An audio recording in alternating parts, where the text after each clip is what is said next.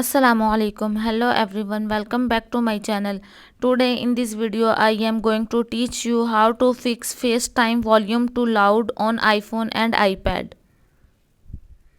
Solution number 1.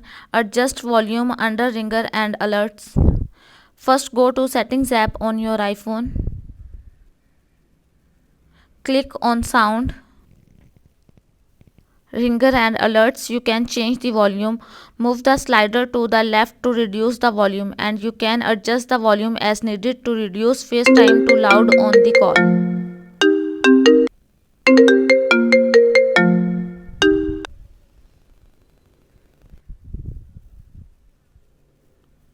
Solution number 2. Reset all settings.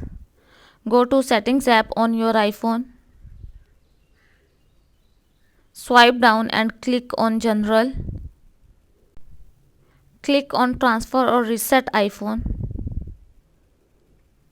Next, click on Reset. Select Reset all settings.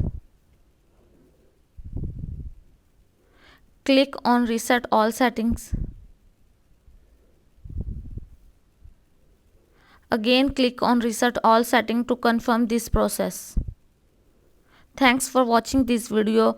Do like, share and subscribe to the channel.